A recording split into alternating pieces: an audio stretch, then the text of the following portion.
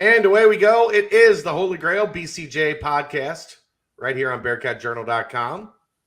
As always, we're a week away from the start of baseball season. It is Holy Grail season, and Holy Grail yesterday, no surprise here, was named the #1 bar in the greater Cincinnati area by City Beat.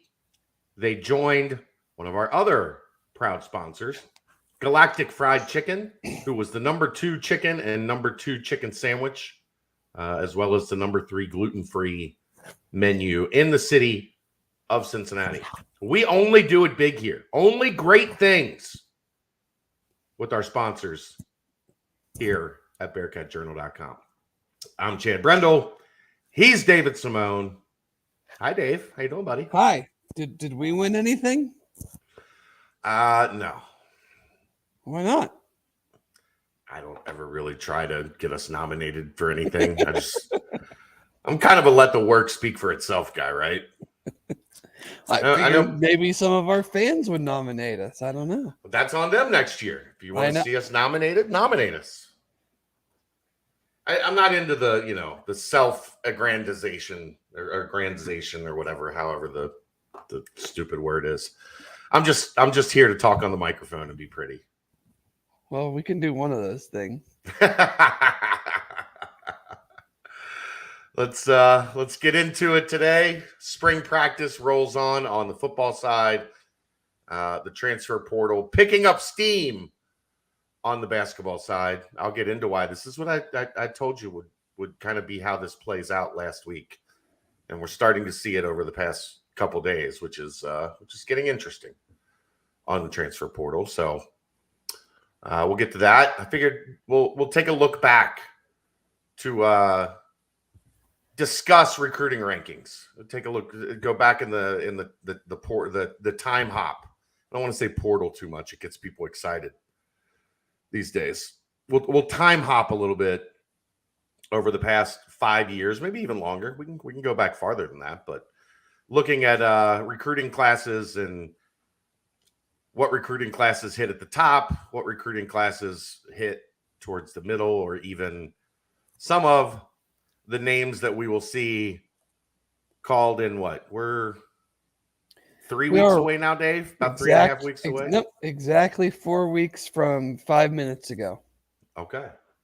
Dave's favorite day of the year or weekend of the year. Yeah, it's up there. It's up there. I liked it much better when it was Saturday, Sunday. Yeah. But still good. It's rough getting blackout drunk on a Thursday night. It does make Fridays a little tougher. It's going to be. I'm surprised that's not a Dave holiday. Like I take that day off every year. It's going to be a little interesting to see how I feel Friday staying up until the full first, which I always do anyway. But now you have to. But usually you pick at a different part in the draft. You see the pick, and then you have time to read all the reaction from the local people, and now you have to stay up till the very end, and then all the reactions are going to be coming out, hour plus after that. So right, it could make for a night. It'll be interesting. You were on the Pardon the Punctuation podcast on Tuesday. I was. That was a lot of fun. Talking Bengals and draft. That's probably more up your alley than this. Like, this has become work now, right? That's still the Bengals stuff is still recreation, so you still enjoy doing it. I enjoy both. They're different. I know. I'm just saying, we're on we're cruising into year 6. We're right at about year 6 now because it was spring practice 2016 when I took over for Tim and Tim stepped away. So we are right at about our 6-year anniversary here on Bearcat Journal. I think the spring game was the last thing he did and then rode off into the sunset. So yeah, it's been a long time. Doesn't feel like 6 years. But no, not even close. Spring football today outside Seems not like warm. interesting decision. I think they didn't really believe the Cincinnati weather thing, right? Like yesterday was 80 plus degrees. So it can't be that bad being outside the next day. Sure. It wasn't great. It was cold. It was windy. That was the thing. Like it was around 50 degrees, which isn't terrible unless there's like pretty steady 15 to 20 mile an hour winds. Right. And then the rain would start on and off. It wasn't heavy, but it was enough to be annoying. I tried to give Luke crap for it afterwards, and he called me soft, and I was like, yeah, absolutely soft, 100% soft, Charmin soft. I'm not a football player. I don't have to be tough. Nope. But overall, I thought it was a pretty good day of practice. I think the main reason, and this made sense, the main reason they were out there, a lot of red zone stuff today, and those corners of the red zone and the bubble, like they're almost unusable. Yeah, it's tough go. So you get out into Nippert and you go into the Bearcat Layers section of Nippert, you've got plenty of space all around to operate. I think that was the impetus for being outside, was a lot of red zone today. Don't want to give too much away. From the notebook that's up on bearcatjournal.com, you can always get that every day after spring practice and every day after camp. Quarterbacks today, I thought started slow, both of them. Not that they were bad, just that they were kind of nothing really jumped out. And I want people to understand that's fairly normal because practice doesn't really, like, there's 19 periods of practice. It doesn't really start to heat up typically until like period 10, period 11, when they start getting into, 7-on-7 and then team stuff that's not like run fit, where they're actually, running plays. Second half of practice today, Ben Bryant was really, really good. Really, really good. And he's just kind of built for red zone, right? Yeah. With his arm, with his ability to fit it in tight spaces. Like that's what he's designed for. Evan needs a little bit more space, a little bit more room to be creative. And I'm sure that could be something that plays into, who's going to end up eventually being the starter when they travel to Arkansas. But I thought Ben was really good today. Evan probably benefits more from like a full live, as close to a game atmosphere as possible. Sure, because he can move around. Right. Escape, and he's not down until he's actually down and stuff like that. Yeah. But Ben, with his arm, can stand back there and make some plays. I thought Tyler Scott was really good today. I thought Trey Tucker was really good today. Those two guys have had good runs this spring, but they haven't really had days where you felt like, I guess that's the thing with both of those guys, is they're very reliable. They're very consistent. Like, what you're getting every day from them.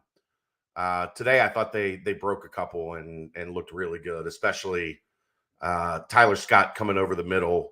And I'm excited to see more of this from him going forward. Coming over the middle, intermediate, and then being able to turn it upfield and turn a 12-yard completion into a 30-yard completion. I thought he had that in him last year, and we didn't see it a lot. Would you agree with that? Yeah, he just more run after the catch, I think. We had a lot of chunk plays, but they were from the wide receivers. It was a lot of air yards. Or like in the first play of the season, they're just wide open, deep ball, but not like like you said, a 10 to 15 yard pattern that turns into like a 30-40 yard game. Right. I just with his speed, like he's got the speed of a slot guy, even though he's playing field, he's playing outside, but he just has that ability to get it, turn it up, and go. And I think that's another thing. Like if it is Ben, and we've seen Evan get better at this too, those intermediate routes over the middle weren't really part of the offense. Not consistently enough, at least, I think, with Dez. And maybe that's a Denbrock Geno thing with Geno. Maybe that's something we'll see a little bit more. We've seen it a little bit more in practice over the spring. So excited there. Started to see JQ again sprinkling in with the twos from time to time. He made 2 nice pass breakups today. One on a back shoulder catch that for a corner, those are just so hard to like get to the back shoulder. If the ball's thrown right, the ball was thrown pretty good, but when you have that length, that's why you recruit 6'3" corners, right? They got that little extra go-go gadget arm to get in there and knock one away. So I like that from JQ. Saw Jamal Williams lining up with the twos a little bit as an edge rusher. He's, I think, the one guy, if you look at that defensive line room, that fits those measurables that you look for, like an outside speed rush, edge rusher. I thought that was good. We've seen him with the threes, and he's looked solid. I think it's interesting now that they were getting him a look moving up with the twos there. But it makes sense if you just have Jaheim Thomas, and then you don't really have anybody like that right on the roster. You might as well take the other guy you have and see if you can develop him, and then we'll get Mario Eugenio here in a couple months joining the program as well. Are we gonna call him Mario Eugenio Suarez? No, I'm not. I mean, I don't know what you're gonna do. That's not what I'm gonna do. I just didn't know. It sounds fun. You were there Saturday. Was there anything Saturday? We haven't talked about that with you. So was there anything Saturday that caught your eye? Anything you want to talk about? Oh, let me see what I have in my notes.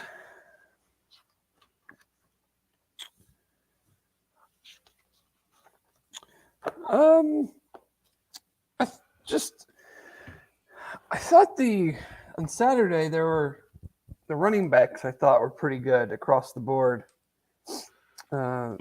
McClellan had a cutback today that was nasty. It just seems to be like a good, and I don't know if I call it competition, but like each guy that was getting run had a moment or two in their time.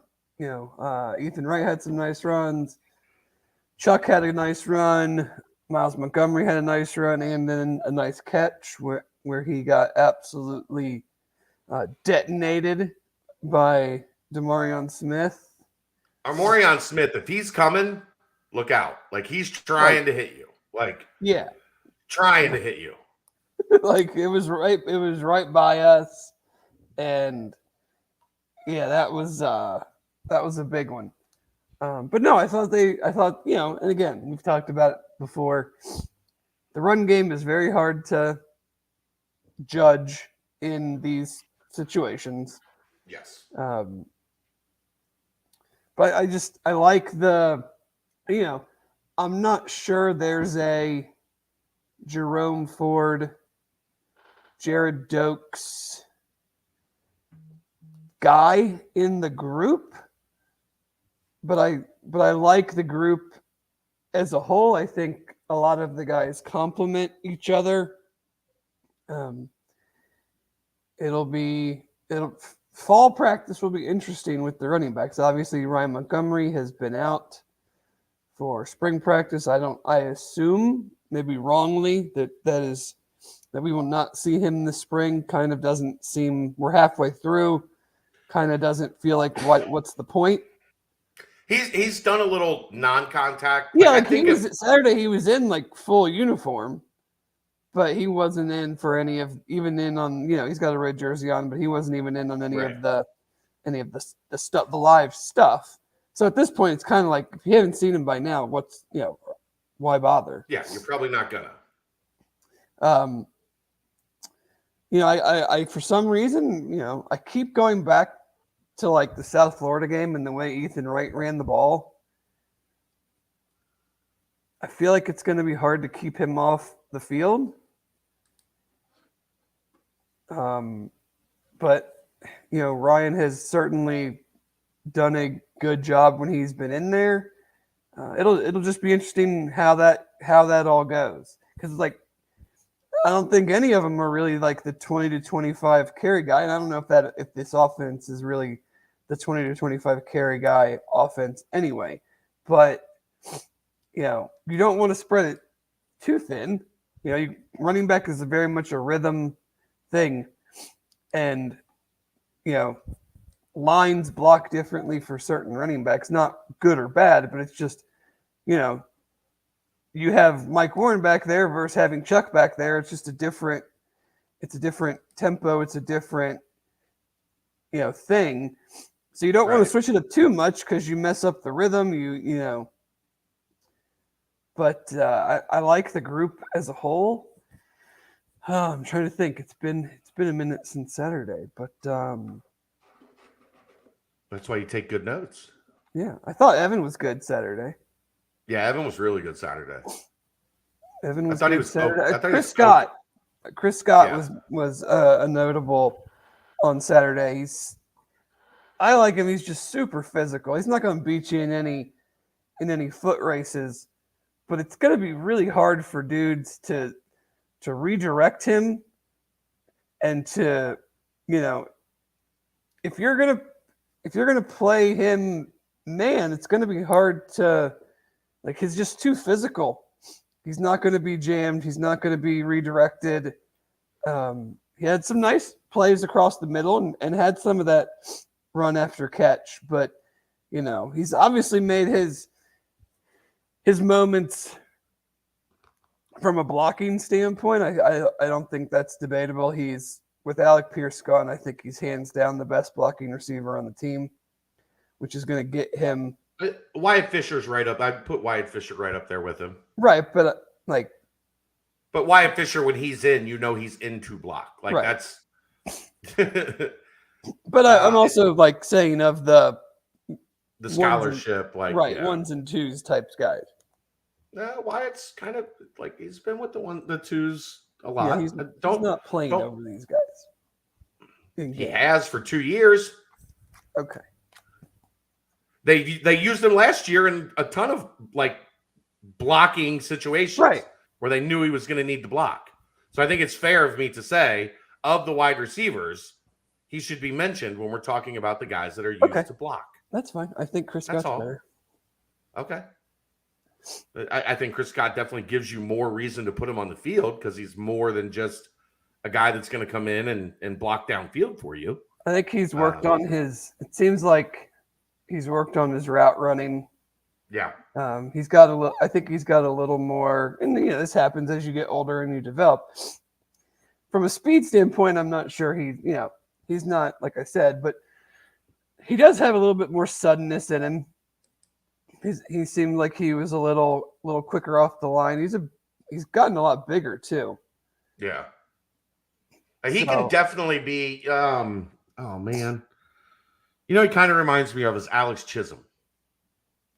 Yeah. I can see a little bit of that. I think he might be bigger than Chiz.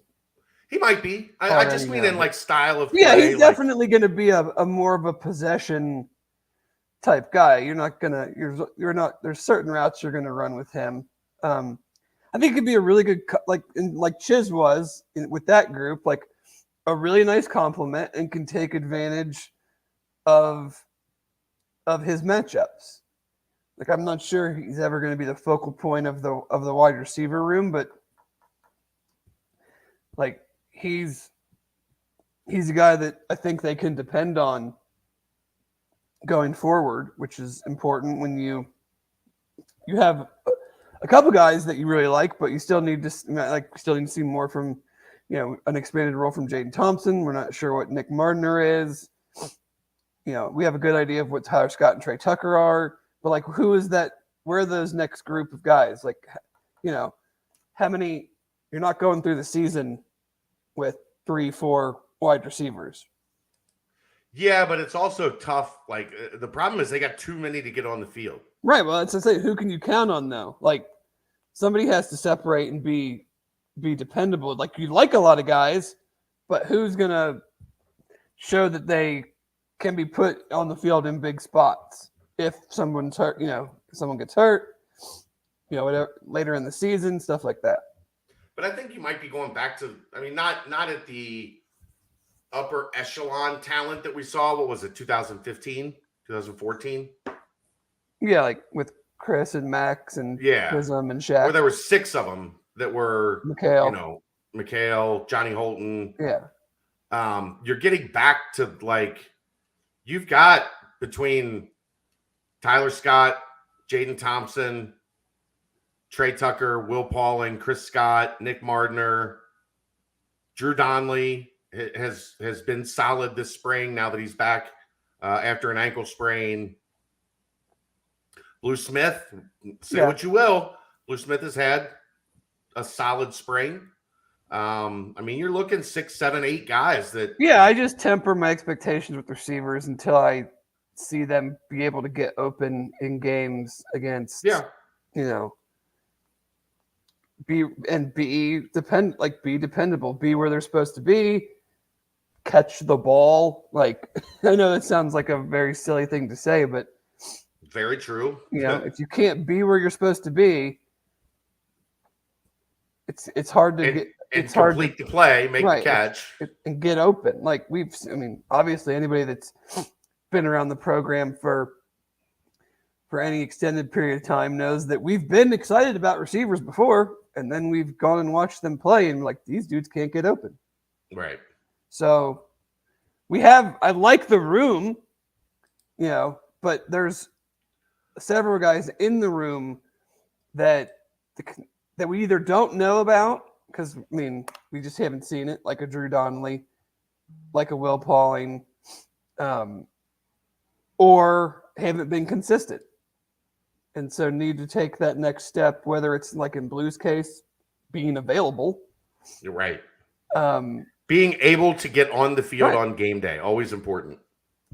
So, just want to see that room outside of, I would say the 3, Jaden, Tyler, Trey. I want to see what the other guys, who kind of brings themselves along, and talk to Gino at the end of spring, talk to Gino in the fall. Like, who do you trust? Who do you have confidence in when you have, new quarterbacks? I think that's the other part too. Like, how much was the receiver group raised because Dez knew them so well, almost always had them in the right play, threw the ball in the right location, like didn't throw the ball to the wrong route.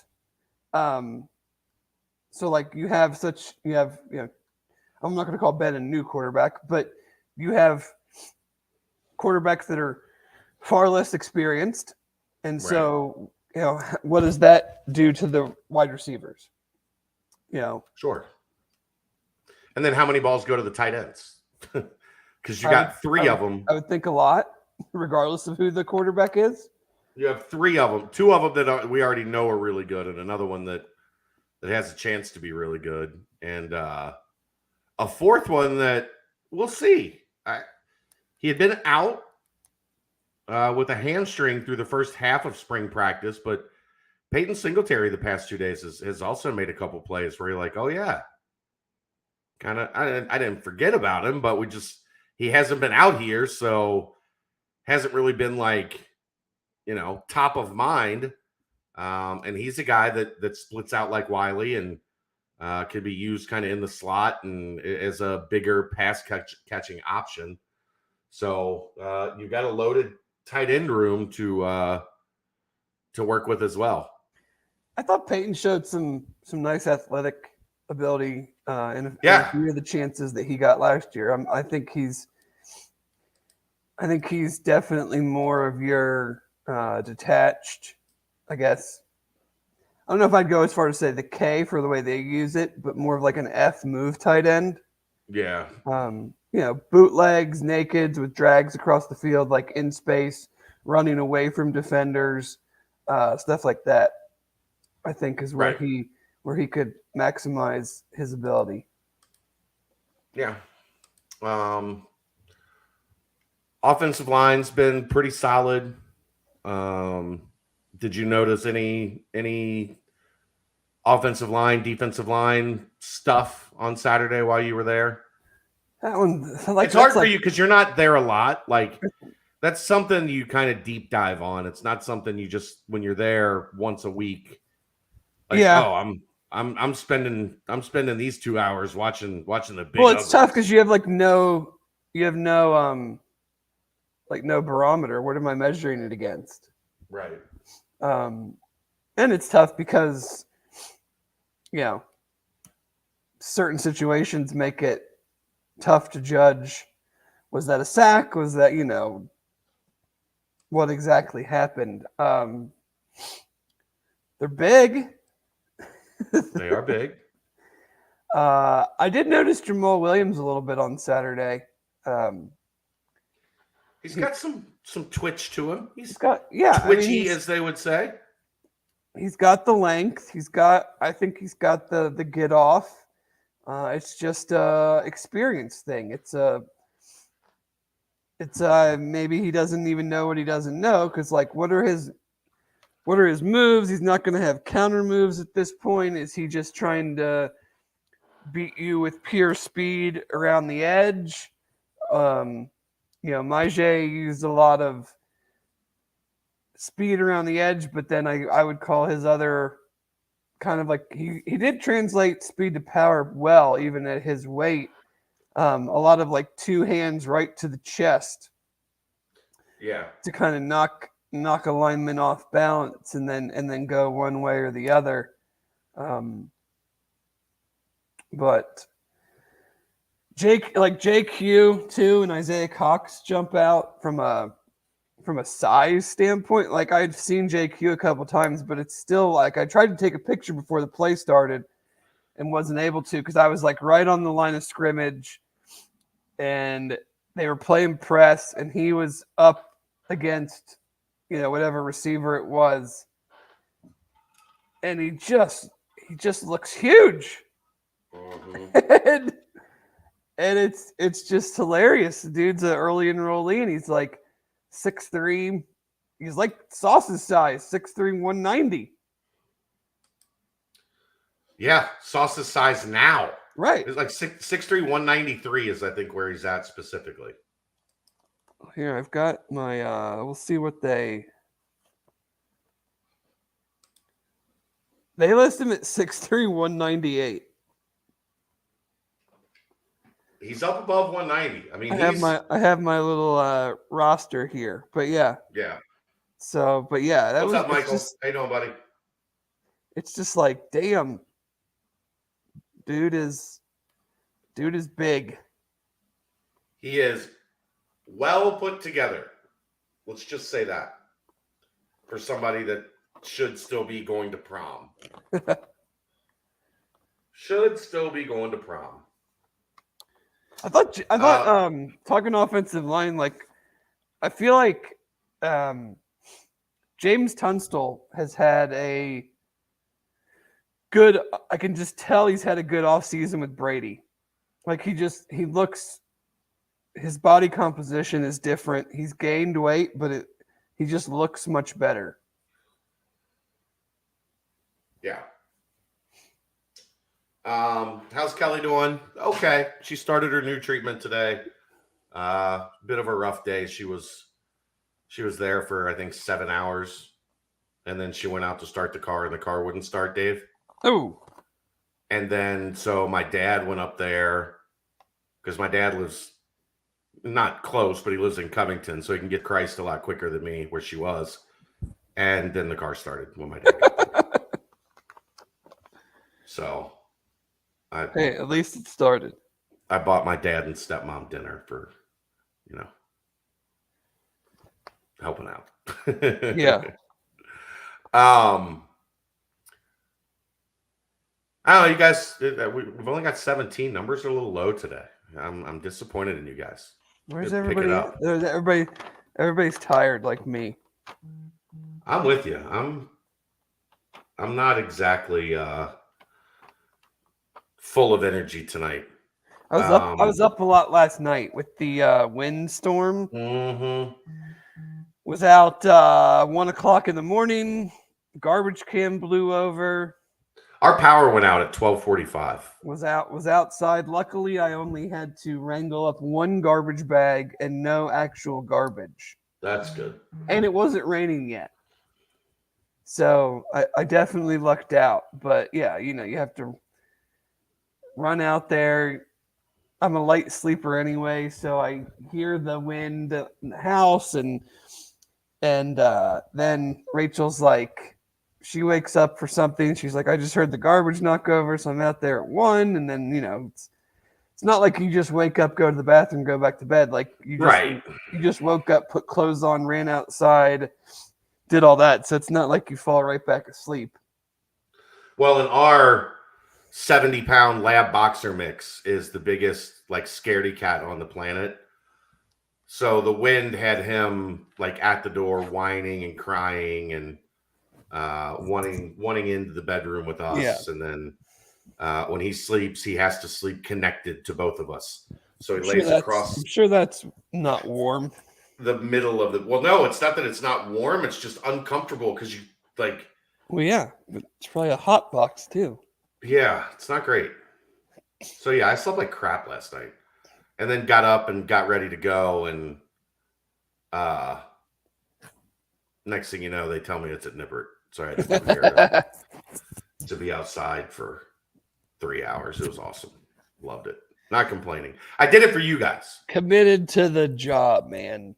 I did it for you guys because if it wasn't for you guys, I would have just texted back no. Yeah, I wouldn't have blamed you. Nippert today. Nah, fam. Like that's on y'all. I'm all set. And then Justin, what a lame excuse he had for today. Wait, Justin wasn't there? I guess his wife went into labor or something. Whatever. I mean, like, if one of the coaches can be there at practice when his wife goes into labor, I know, right? Why can't Justin? Hitch was there in the morning, went over, saw the baby pop out, and then came back. That's what doctors are for. Right. She's gonna be okay. It's his third one too. It's not like he had anything to do over there. So yeah, it was a day. I don't have a ton else on football. No, we're kind of in that like we've talked about it over and over. Middle part of spring practice where we're like there's not a ton of new, like we've talked about the new guys, we've talked about the position changes.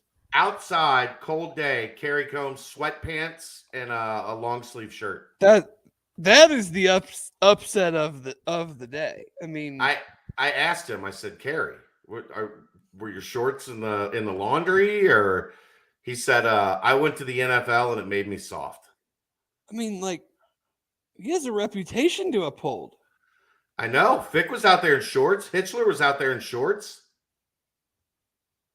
It's the wrestling guys. Unbelievable. I know. Sweatpants and a long sleeve like crew neck. Golly. You're disappointed. Can you even continue? It is hard to take. I was surprised myself. But we will persevere and push on. Yeah.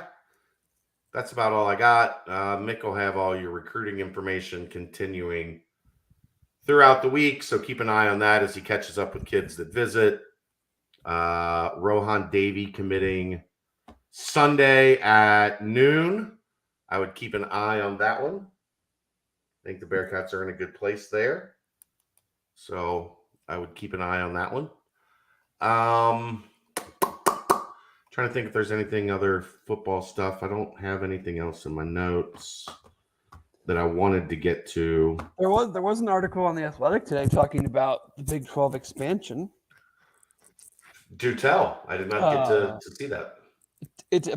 There's a meeting, another meeting with all the ADs the beginning of May, where I think more discussion on the league divisions and and scheduling will take place. It sounds like from, I believe Max Olson did the reporting, that they're not necessarily super close on divisions. Like, they may come to some agreement at this meeting, but still maybe not quite there yet. Some sources are still kind of in that, like, we still don't believe that Texas and Oklahoma are going to be in this conference in 2023 and 2024. I think there's some, is it a north-south? Is it an east-west? Is it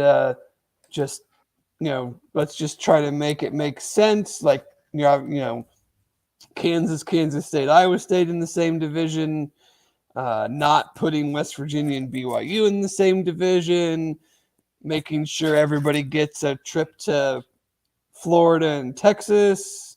Because if that's the case, you kind of have to, I'm trying to just think of this off the top of my head, like, you kind of have to split those teams to make sure that everybody's getting road games in both locations.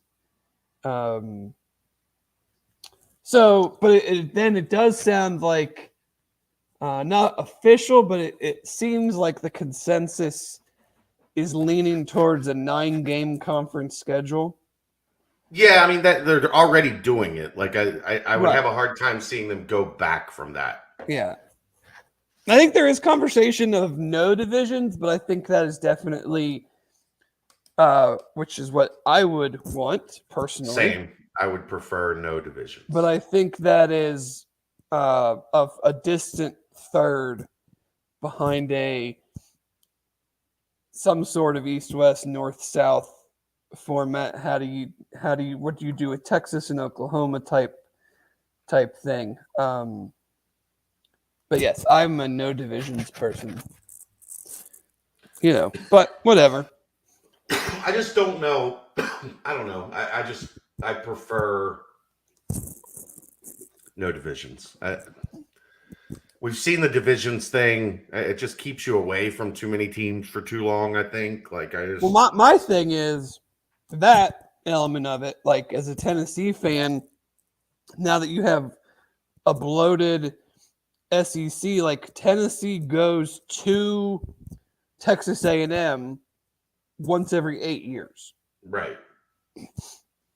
But like, they're not even really in your conference at that point in time. No, it's very hard. You are in a different conference than Texas A&M. Yeah. We don't know yet, Michael. Like, that's what we're talking about. We're the 23 or 24. We're not sure. I'm gonna just stay with that. This is gonna get worked out in 20. It's gonna be 2023. Yeah, but we don't know that. Like, right. I'm assuming it's gonna be 2023 until I'm told that it's not. Right. So, which would, it's funny we talk about it. I mean, tomorrow is April 1st. This needs to come to fruition in the next 3 months, really. Right. So we're not too far away from probably knowing.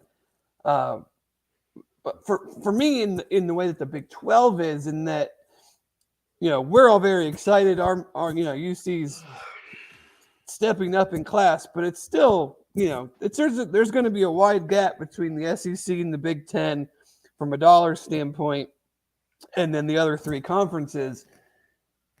I like the no divisions because I want to ensure that the 2 best teams are playing in the conference championship. and that we Right. are putting a team in the running. Now, granted, if the playoff expands to 12, that changes everything. But we might be in this conference before the playoff expands if they can't get this figured out, and the thing expires in 2026. Like, it's not a like it expires and we just keep doing what we're doing. Like, there's no plan after 2025. They have to come up with something, whether they decide to keep it at 4 or expand. Like, it's not just like a lease that you pick up. Right. So if we're going to be in this conference under a 14 playoff, the conference needs to make sure that they're putting, in my opinion, putting the two best teams against each other in the conference championship.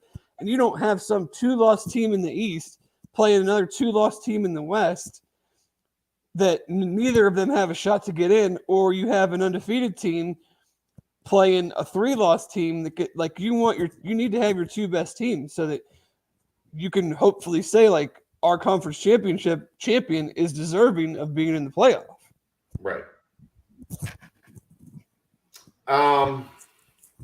Anything else interesting that was in that?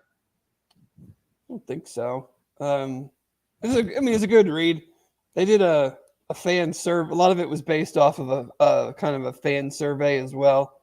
That the Athletic, I think a lot of the conference writers in the Athletic have kind of done these fan surveys where they, you know, who are you most excited to play, and do you want divisions and things of that nature. I'm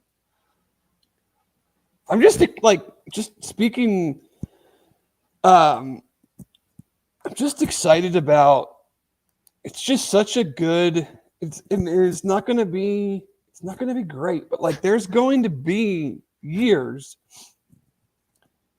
where I think you could have 7, 8, 9 teams say, like, we legitimately have a shot to win the conference this year. Right now, I mean that's fair, more than fair, because I think everybody's on a pretty even playing field. Yeah, I mean, I think we'll see what happens with TCU and Sonny. He's gonna recruit Dallas, like but they're gonna be soft, Dave. Well, I'm saying, like, I'm not talking about the games. Like, he's gonna get the dudes, right? But like, I think Baylor and Oklahoma State are kind of like upper crust right now, and they'll be the targets. But like, I mean, what does Houston become? What does UCF become? How does this affect UC? UC's already recruiting at a high level. Right. So like there's other schools, the UCF and the Houston, that I think it almost means more for them from a recruiting standpoint, because like UC's already recruiting at this level. Like, will they get a little bit better? Sure. Yeah. But like, there's not that space for them to take as big of a leap as there is for BYU, Houston, and UCF, in my opinion. So like, you get in there and you have the portal and you have, I don't know how much longer these COVID years are going to go, but like, you're going to build some rosters that are going to be pretty damn good. And you're going to have a year where Baylor, Oklahoma State, UC, UCF, Houston, TCU, like there's going to be a lot of times where I think we all feel like, yeah, could this team win? Sure. And then I could see this team having a really good year. And depending on the divisions and depending on who the crossover games are and how that works, like, do you build in natural rivalries? Obviously, like a UC West Virginia thing, a UC UCF, but like, do you do it?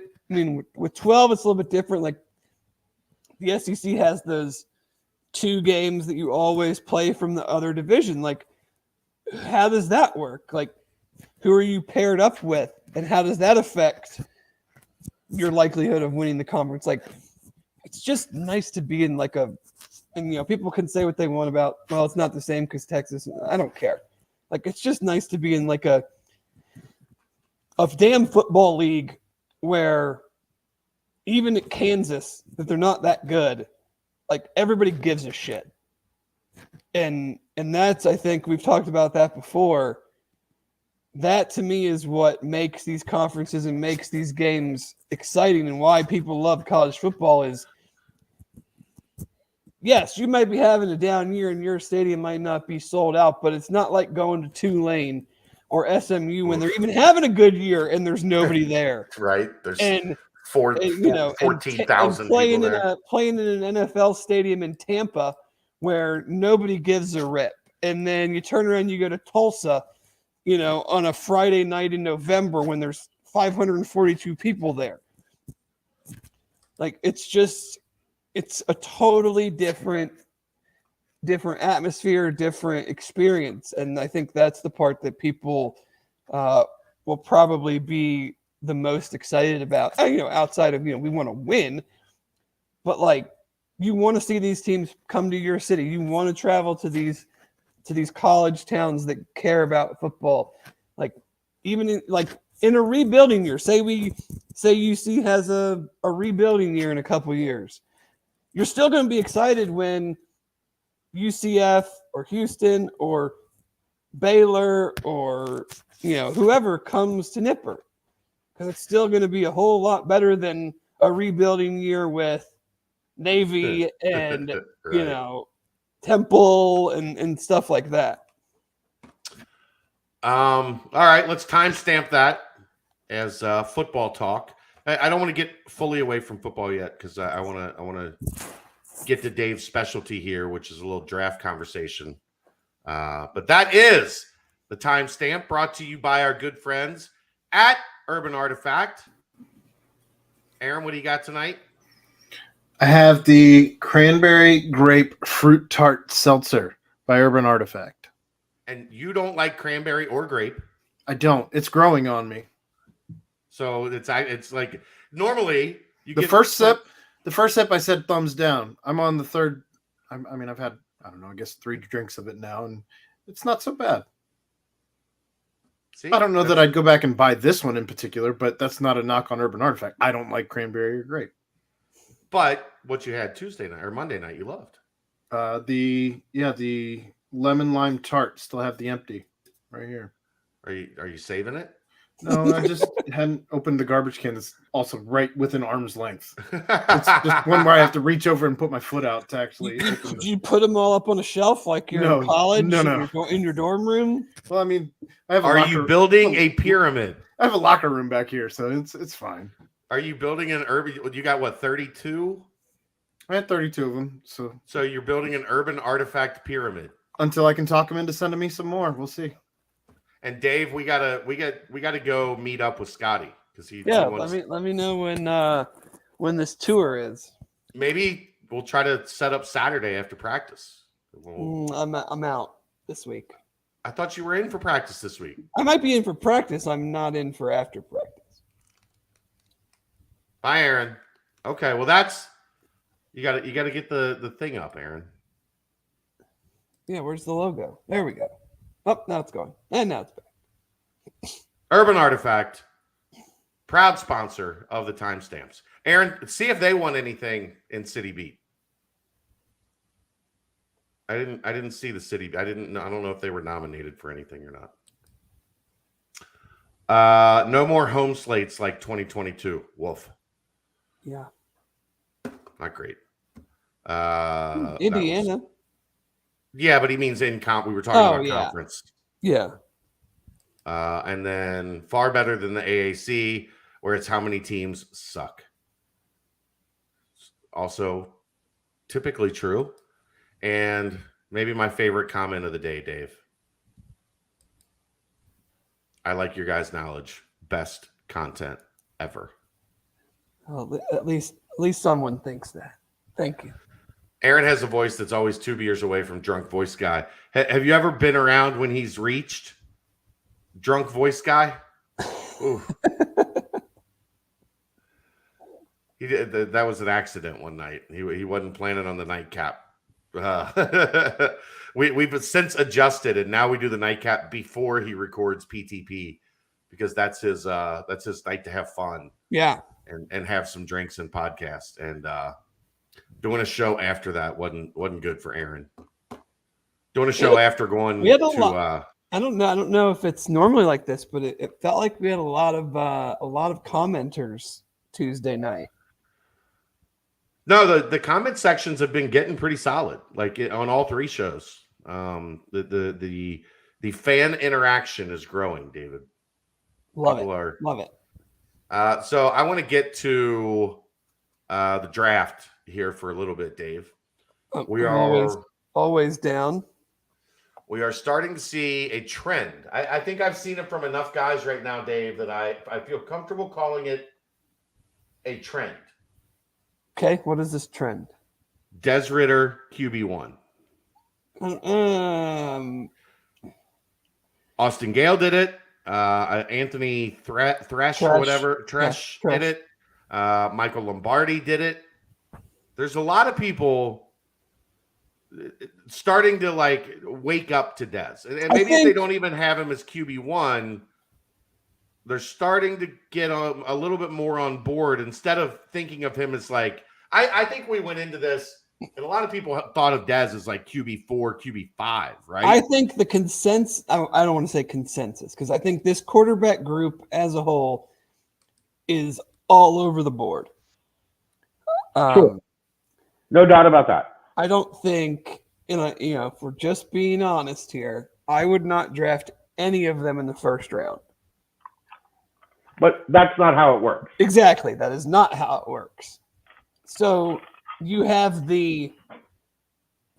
two camps here. You have the Malik Willis traits projection camp.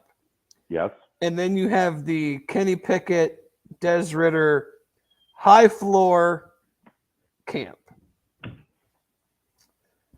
And I think what we're seeing as we get closer is that, like you said, I think there are more people outwardly, publicly talking about Des as QB1. What I'm seeing is, and I can't say consensus because right. There's you hear so that many word draft and you're like, voices how can you say consensus? You're not talking to all the teams. You haven't asked all 32 teams for their boards. Right. But what I'm seeing is that he is pretty much always, from the people I see, in the top three. Whether it's, and it seems to be outside of PFF, who really likes Sam Howell, or at least Mike Renner. PFF has started to have their own, let their each guy kind of do their own thing, so it doesn't come off as a PFF thinks this. It's like everybody kind of gets their own, board, so to speak.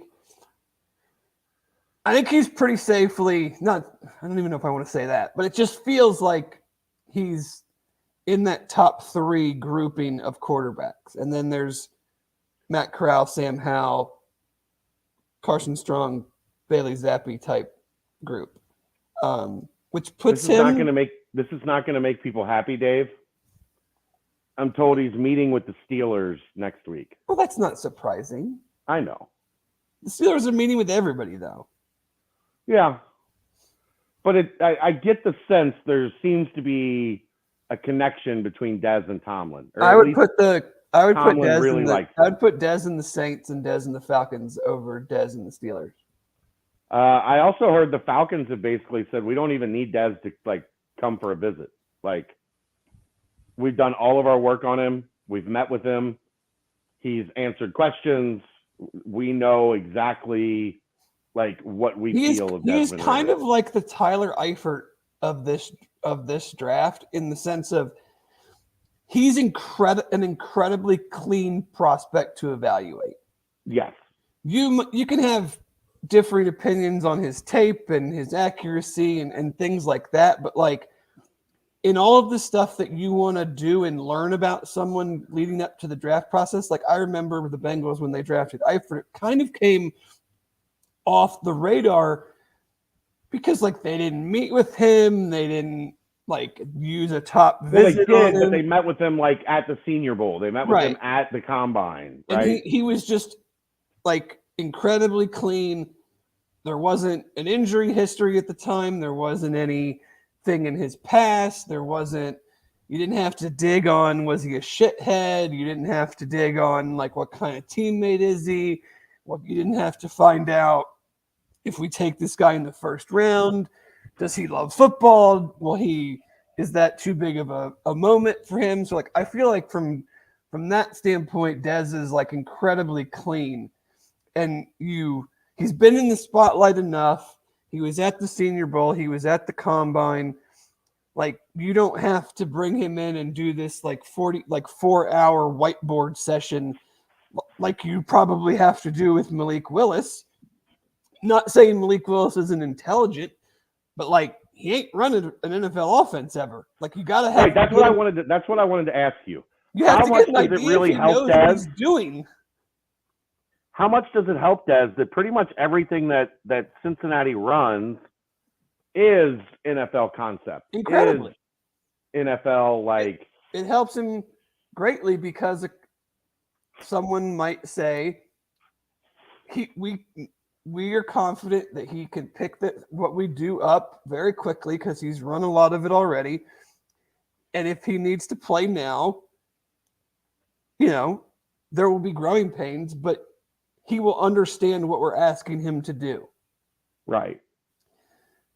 He's not going to take a lot of time in the playbook figuring out what is this, what is that. Now, it goes back to the whole debate of what do you want? Like, do you want, like, and you've seen this more.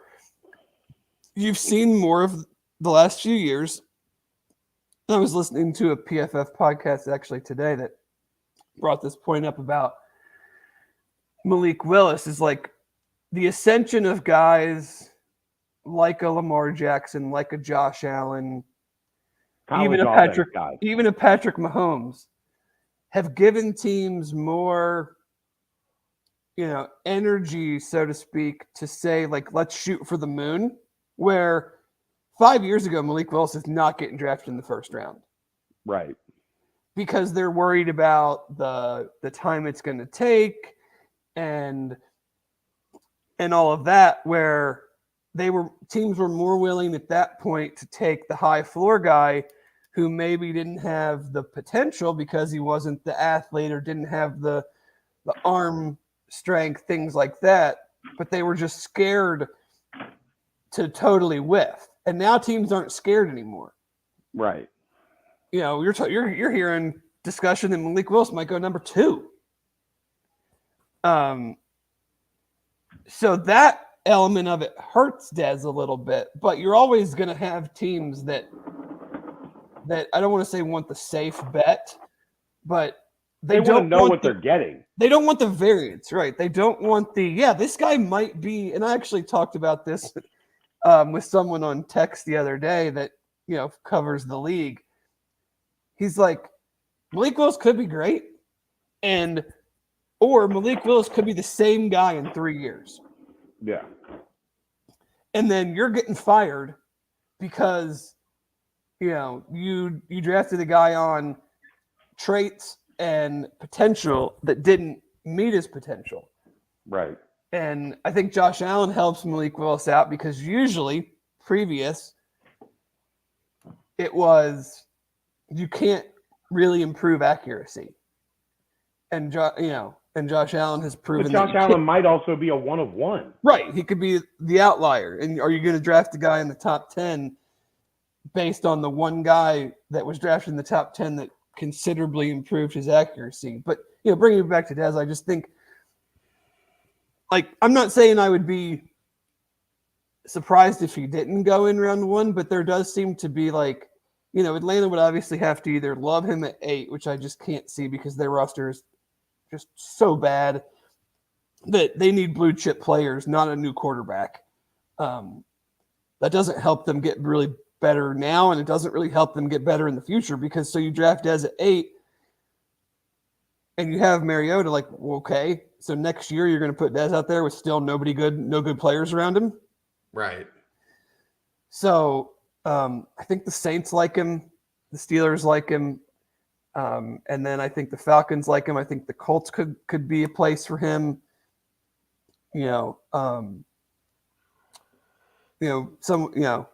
the jump back up into the first round is always a potential situation.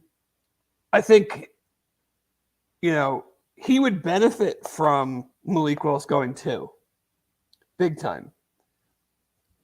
The higher Malik Willis and maybe Kenny Pickett go, the better it is for Dez. What if Dez is QB1? Well, I mean, I'm just saying like what I think is going to happen. Okay, I'm just saying. I'm just saying, like, if he's not going to be the first quarterback taken, he wants these guys to go early. I know. I'm just messing with you. How about was it Tannenbaum that had Sauce at 2? Yeah, Thoughts? Mike Tannenbaum is a buffoon, and I have no idea what he has done in his career to have this position with ESPN. He was a bad general manager. He has terrible opinions about the sport in general, and I have no clue why he's getting paid to talk about the NFL.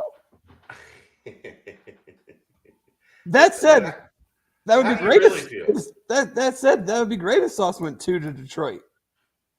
I think that's a little rich, but I don't think there's obviously a lot can happen. If things get kind of chalky, I have a hard time seeing him get past the Giants' second pick at 7. I think they really like him. There's no chance in hell, a 1% chance in hell, he gets past the Vikings at 12.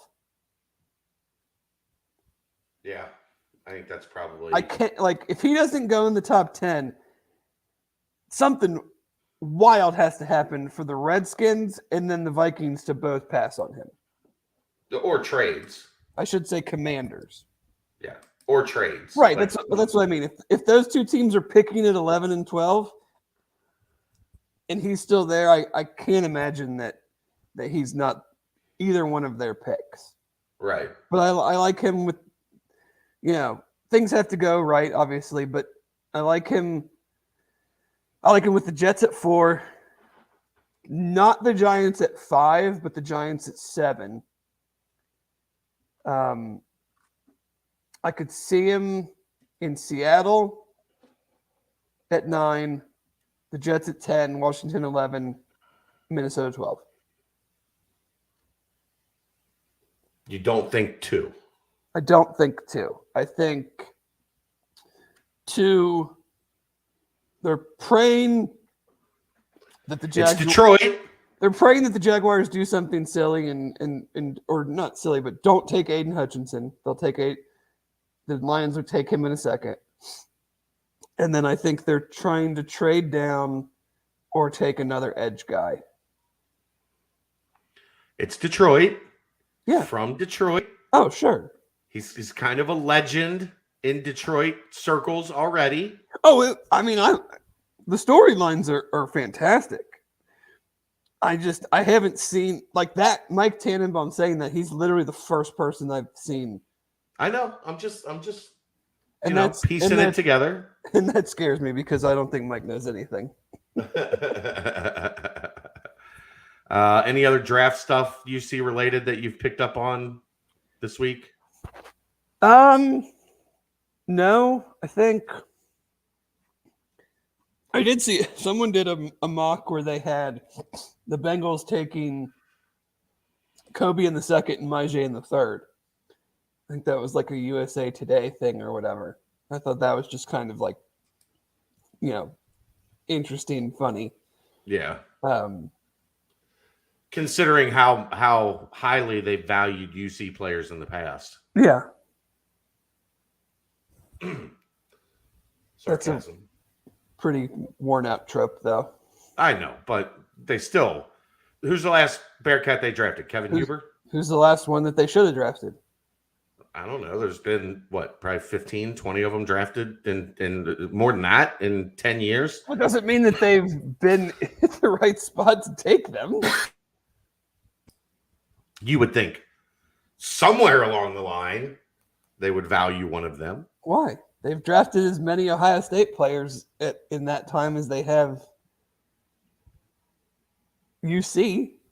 Billy Price is the only player they've drafted in a decade from Ohio State. Billy Price and Michael Jordan. So Okay, 2. that's 2. Yep, Okay. that's double. That's double, Dave. Sam Hubbard.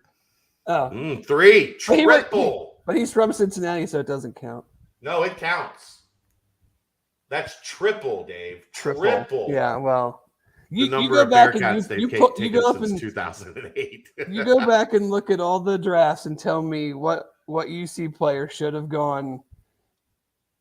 You know, when they pick somebody else, and we can discuss it.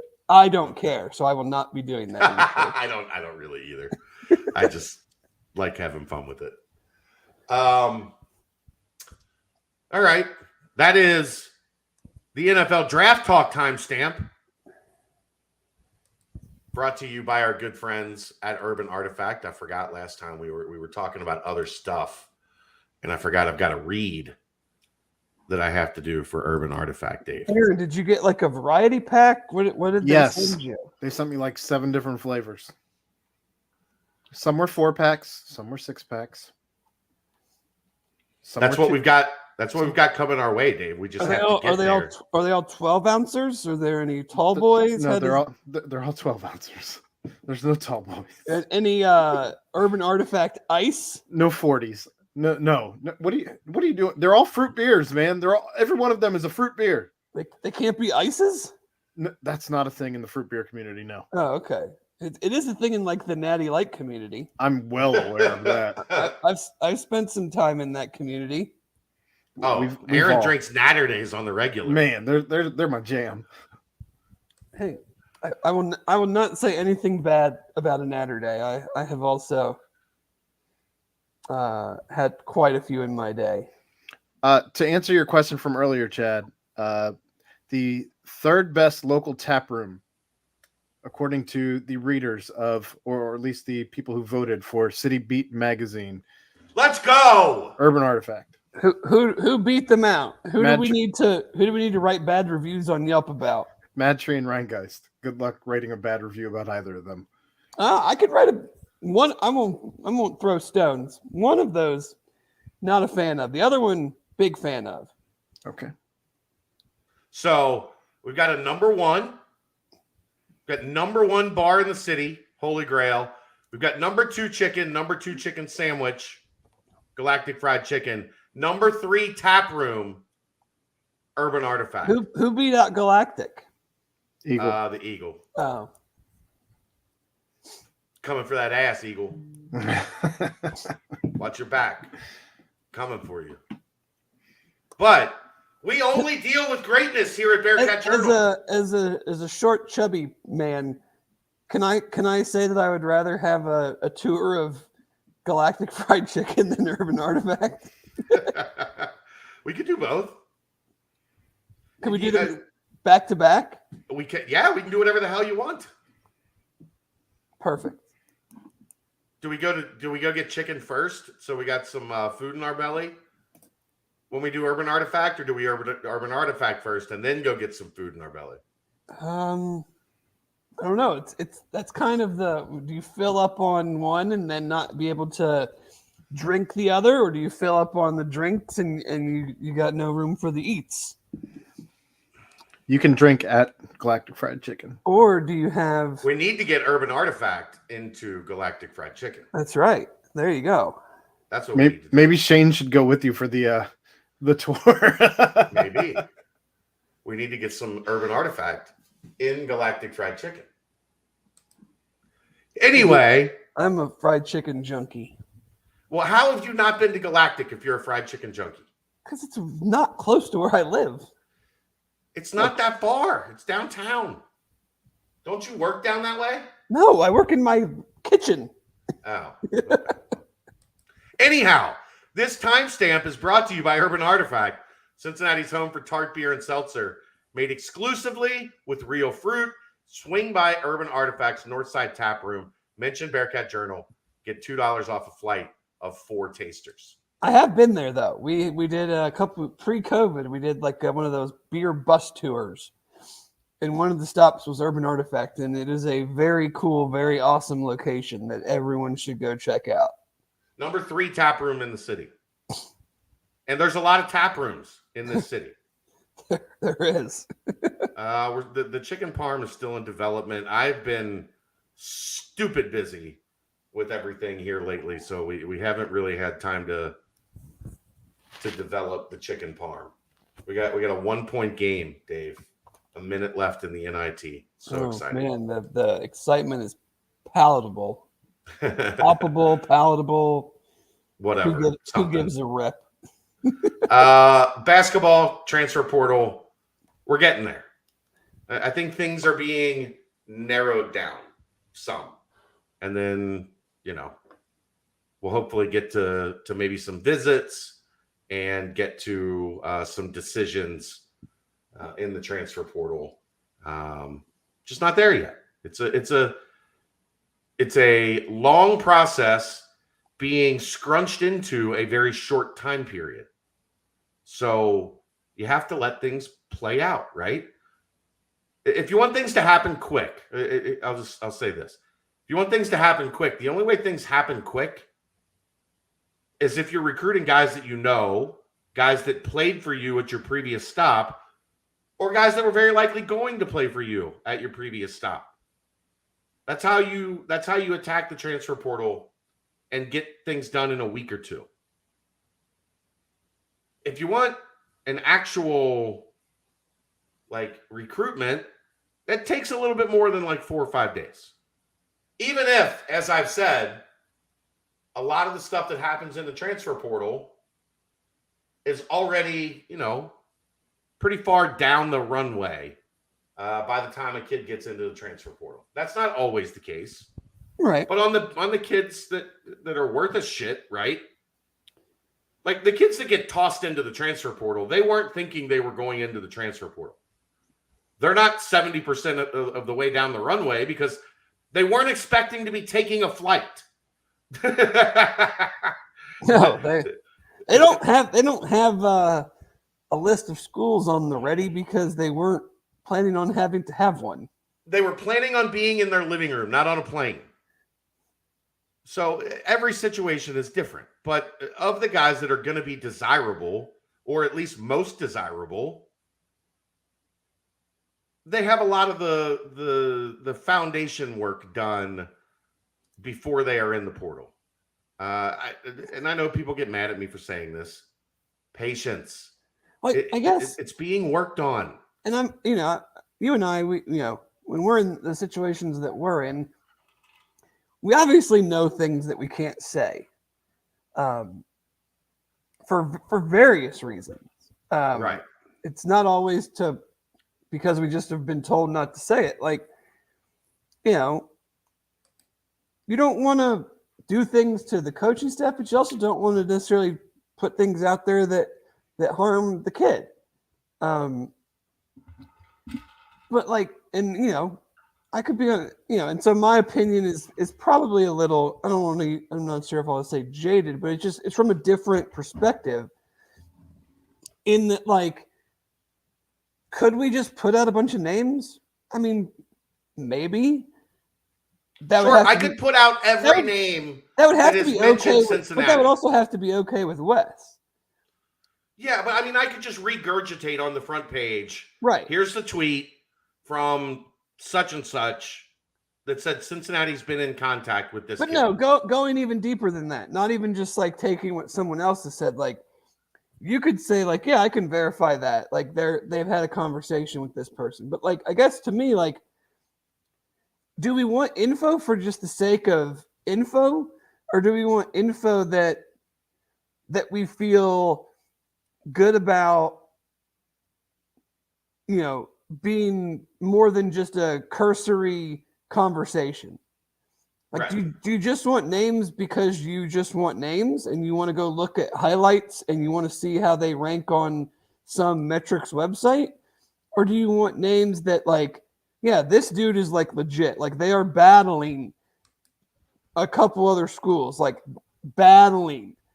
Or do you, so I guess that's the type of stuff that for me, I've never understood why why we get, not attacked, but like why we get criticized almost for like not supplying just random names. Like it's kind of the comment that I have always talked about with football recruiting, because I'm definitely more into that side of things than the basketball. It's like, tell me who signs and I'll tell you if the recruiting class is good. Like, you get excited when a kid commits, sure. But, we all know how that goes and how time goes and how, if a kid commits next week, we still understand that there is a whole senior season and a whole lot that can happen. We can be excited in the moment, but like, does it really mean anything? So it's like, if we give you some names, like you can be excited in the moment, but like, if that kid doesn't end up picking UC, then what I kind of look at it as like, what's the point? Like, I would rather have like really, really good info and know that like, okay, this dude Wes legitimately wants, like, he's going to go visit him. He's going to talk to his parents. He's going to do everything he can to add him.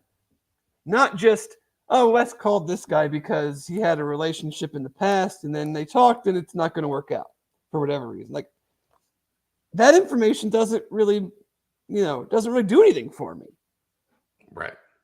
And it might do something for others. They just want to know everything. They want to know everybody they're talking to, regardless of it's, a text message or it's a 6-hour meeting with the kid and his parents. And I get that. And we're a fan site, and that's what fans want: information. They pay to be a member. They want information. But I mean, we've kind of always done it this way. And we've just kind of started to see this, like, to me at least, this like polar opposite in how the football and the basketball thing works. And I don't know if that's how the amount of trust that Luke has built up from winning and recruiting, and we kind of just say, like, trust the process. If they like a kid that doesn't have a bunch of offers, that doesn't mean that they're right and the other teams are wrong, but they've built up that equity with the fan base to where they think, like, we'll give them the benefit of the doubt. We think that this kid is good, even if the kid UC is the biggest offer he has. Whereas the basketball side, not saying like Wes is still having to prove himself, but there just seems to be this like thirst to know every single detail, even if that detail tomorrow you turn around and say, yep, that one's done. You have a whole big thread on one kid, and then tomorrow you could say, yep, that one's not going to work out for whatever reason. Right. I don't know. I mean, I could be, like I said, on an island looking at this in a totally different way than the majority of people. But, that's just kind of the way that I look at it. And Yeah, I mean, I think the one thing we've always done is we've always been pretty certain about info when we pass it along in the recruiting, in anything really. Like, if you go back and check our history of reporting, there's not a lot we end up getting wrong. Like, because we make sure, like, we double check, we vet, we verify, and that is a lot of the same way that we also do recruiting. you got to be kidding me. Wow. What a prayer. Unbelievable. Oh, well. They can hang that banner. Yeah.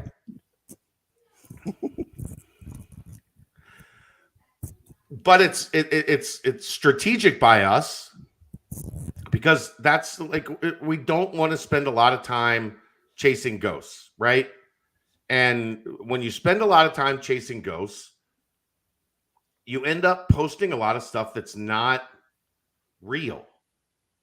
And when you have the relationships we have, you stand a very good chance of burning those relationships by posting stuff that's not real.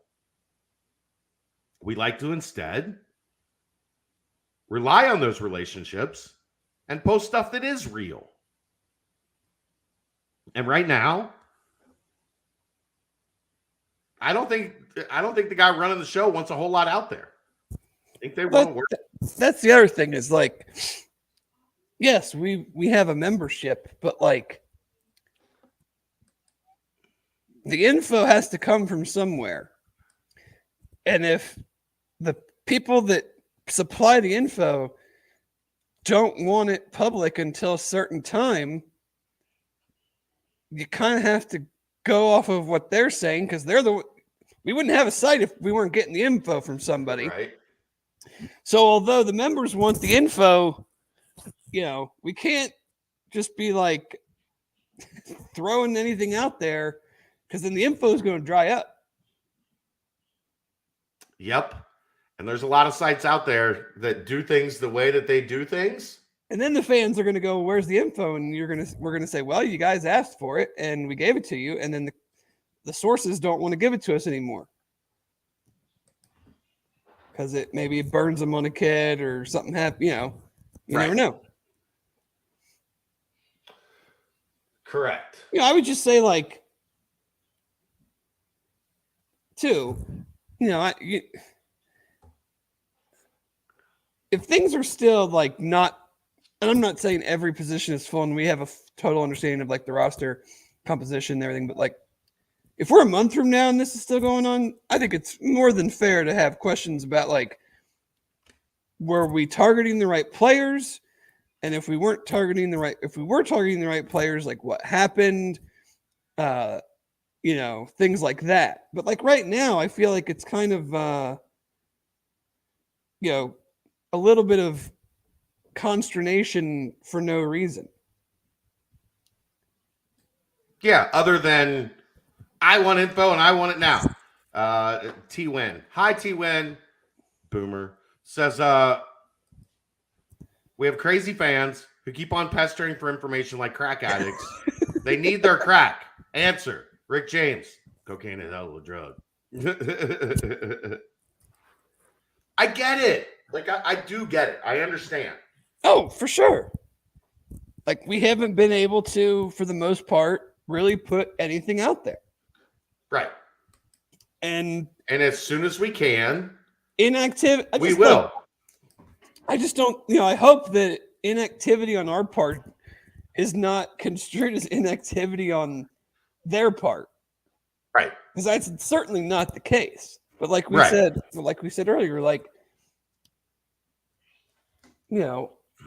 putting a lot of info that ends up not actually happening doesn't, I don't know, to me it just doesn't serve a purpose. Yeah. It's just saying something to say something. And it kind of I know this is shocking. This is shocking. It basically, I don't like to say stuff just to say stuff. It basically reminds me of like when coaching searches are going on and you see these sites have like an update every day and the update isn't actually an update. It doesn't say anything, but they feel like they're getting badgered so much on their website Right. that they have to say something to get people off their back, even though Coach Hotboard 4.9 isn't any different than, Scoop 6.7 is the same as it was 3 days ago. But I have to say something, because if I don't say something, then everyone's going to think that nothing's actually happening. Where it's like things are happening, but there's nothing concrete enough to talk about. Let me give a perfect example of this. Exactly what we're talking about right now. Let's go back to the Wes Miller coaching search, right? And I'm hearing from UC sources and from a couple national people that Wes Miller's a name to keep an eye on, okay? And like a name, not even a name to keep an eye on, but a name that's like heating up, right? So I contact a friend in the coaching community that knows his staff. And they get back to me and they say, look, Wes has been like incredibly open and honest with his staff anytime he's been involved in something. Meaning, sits down, talks to them, tells them what's going on, keeps them updated on exactly where everything's at. And Wes has not done that with Cincinnati. So what if you're in my position, what's that tell you? Pump the brakes on the Wes Miller, like moving him up the board, like specifically going in and directly like Wes Miller from these, I've got 3 sources that are telling me Wes Miller's a name that's heating up. And then I've got someone close to the situation on the other side, like on the actual side of Wes Miller saying, this is his process, and he hasn't followed through with this process. That would give you pause, right? For sure. I mean, it's a source that's giving you information that is contradictory to what you're hearing. So it turns out after the fact, I ask Wes, I say, I had somebody tell me the reason I didn't instantly have you at the top of the hot board 48 hours earlier was because of this information I got. And I told him the information I got. And he said, that's crazy because you're right. But I thought I had put my staff through so much with the North Carolina thing that I wasn't going to stress them until I kind of knew I was getting this job. I wanted this job. I came to Cincinnati and interviewed for this job, but I didn't go through my normal process with my staff because I didn't want to put them through that again, a week after they had just been through it with all the rumors and everything that was going on with North Carolina prior to North Carolina hiring Hubert Davis. So it cost me, right? My process cost me because at least 36 hours earlier than I did, I wanted to move Wes Miller up into the top, at least 2 or 3 names on the hot board. Yeah, with Ryan Peden. Well, Ryan Peden, and I thought Eric Martin was still somewhat in play. Yeah. There was secondary names like Ronald Norred, Dennis Gates. But I had it for 36 hours that from half of my process that was the name that was getting hot. I just had it from somebody close to that side that said, pump the brakes. He hasn't gone through what he normally goes through when somebody else is called. So that's what you're constantly going through, trying to balance how the information is properly handled, right? What usually ends up burning is me. And I'm okay with that. Yeah, because we've always said that we're not concerned at all about being first. You'd be right.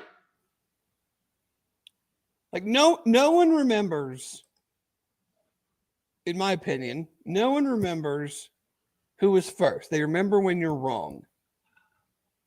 For sure. When you really stake your claim to something, they remember when you're wrong. They don't remember.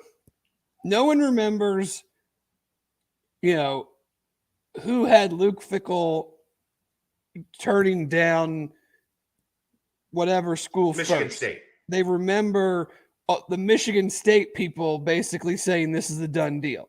Right. And I guarantee their fan base remembers whoever was saying that way more than they remember that I was the one saying pump the brakes. He is not a done deal to Michigan State. Right. Well, they remember. Nobody remembers that. They remember that, but they remember that way more than they remember whoever had Mel Tucker to Michigan State first. Right. No, I get what you're saying. Yeah. So it is what it is. Do you think there'll be a parade on Fountain Square for Xavier winning the NIT? Victory Parkway. I mean, that's obvious. I mean, the name's already there. I mean, hey, look, real talk. Congrats to them because screw that. The end of their season was an unmitigated disaster. Yeah, great. So you won the runner-up tournament when you choked your dick off to go to the NCAA tournament. Awesome. They have to live with that. I don't have to live with that. They have to live with that. Congrats to them for pulling themselves up off the mat. Yeah, way to go. Way to go. Yeah. Way to dust yourself off when you lost 10 out of your last 12 or whatever it was. Look, man, they got better hiring Sean Miller, whether we like it or not. Did they get better when Paul Scruggs got hurt? I'm not talking about this NIT run. I'm talking about long term when they traded Travis Steele for Sean Miller. Well, yeah. They got better. That's not I don't think anybody's arguing that fact. Okay.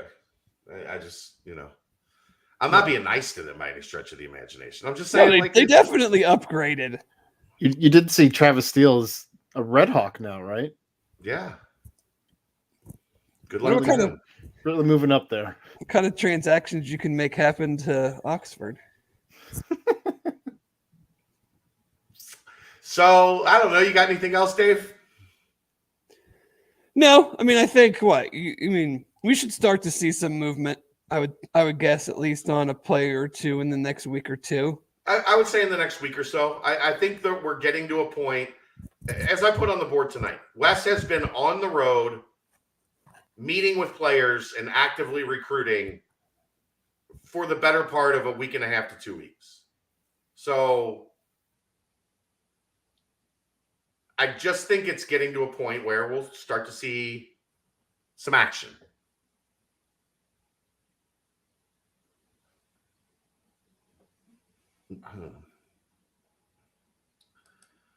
T-Win, why am I putting you on my podcast complaining about my message board? Why? Why am I doing that? Well, don't. It's a love-hate relationship I with know. me and T-Win. The BCJ board is so bad. BCJ board is so bad. The Boomer members are rare. You don't have to read Talking it. about absolute rubbish. It's so bad that I read posting fights where everyone is mansplaining how they didn't say something. That part is painfully true. That part is painfully true. What is your obsession with calling people boomers as a boomer? You are a fucking boomer, bro. Denial. You're not even a boomer. You're younger than that. No, he's my age. He's my age. That's not a boomer. Well, right, but like that's what young people do is they call people my age. My boomers. parents are boomers. Denial. Right. Denial. More than a river in Egypt, bro. I mean, like you're the what's the term for the group right before millennial? Gen X, right? That's I guess that's you. I mean, Yeah, I'm technically the oldest millennial. Because it's funny to call yourself something that you are. It's oxymoronic. To call everybody else something that you are. The oxymoronic, correct.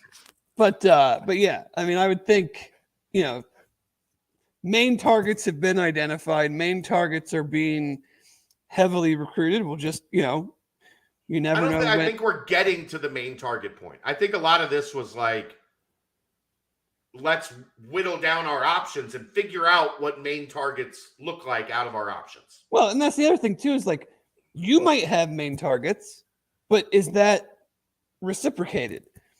Like, is the interest, from both sides? That might make you have to reassess, where you're gonna go with this. Right. We'll get there. I promise we'll get there. There are spots open. I promise they'll be filled. I don't know. You sure? I promise, Dave. I promise. But what if people on the board don't think they're good enough? Are they going to go root for somebody else? I mean, I hope not. That's my funny. That's the one I laugh at is like, this guy's not good enough. Okay, well, what if Wes thinks he is? Are you going to just go root for another team? Like, what is your recourse? Maybe they will. Yeah, maybe. Maybe another team is in their future. Team across town is going to hoist a banner. Maybe go root for them. That's going to wrap it up. I'm on radio tomorrow. At least someone in this town can win a title. I know, right? Isn't that the most, like, almost the most, like, they won 69th? Like, I'm not going to get into it. It's going to get me in trouble. The final Urban Artifact timestamp of the night. Here's an alley-oop, Dave. Urban Artifacts Fruit Tarts score more than the rest. Swing by their Northside Tap Room and mention Bearcat Journal to get $2 off a flight of 4 tasters. I want to know what T-Win thinks about the fact the sponsors of this podcast and this podcast network. Number 1 bar in the city. Number 2 chicken in the city. Number 2 chicken sandwich in the city. Number 3 tap room in the city. Winners, T-Win. Winners associate with BearcatJournal.com.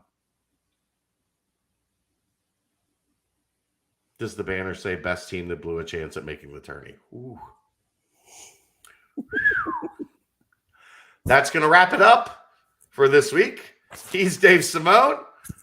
I'm Chad Brendel. Thanks to a producer extraordinaire, Aaron Smith. And as always, our outstanding sponsors from the Holy Grail and Urban Artifact. We will see you next time. This is the Holy Grail BCJ podcast right here on BearcatJournal.com.